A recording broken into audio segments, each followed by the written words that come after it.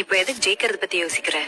எப்படி ஆரம்பிக்கிறதுன்னு யோசி. நாளை என்றும் நம் கையில் இல்லை, நாம் யாரும் தேவன் கை பொம்மைகளே.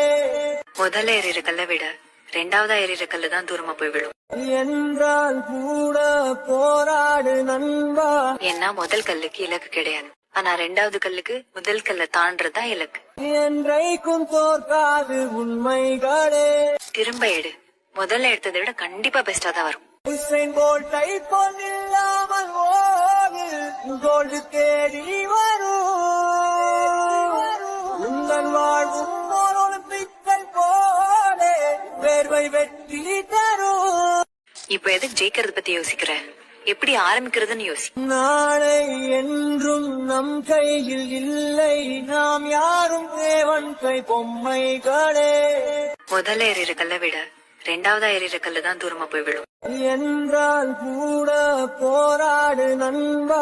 ஏன்னா முதல் கல்லுக்கு இலக்கு கிடையாது, ஆனா ரெண்டாவது கல்லுக்கு முதல் கல்லை தாண்டறதா இலக்கு. என்றைக்கும் தோற்காது உண்மைகளே. திரும்ப எடு, முதல்ல எடுத்ததை விட கண்டிப்பா பெஸ்டா தான் வரும். உசைன் போல்ட்டை போல் இல்லாமல் ஓடு, கோல்டு தேடி வரும். உங்கள் வாழ்வும் ஒலிம்பிக்கை போலே வேர்வை வெற்றி தரும். இப்ப எதுக்கு ஜெயிக்கிறது பத்தி யோசிக்கிற?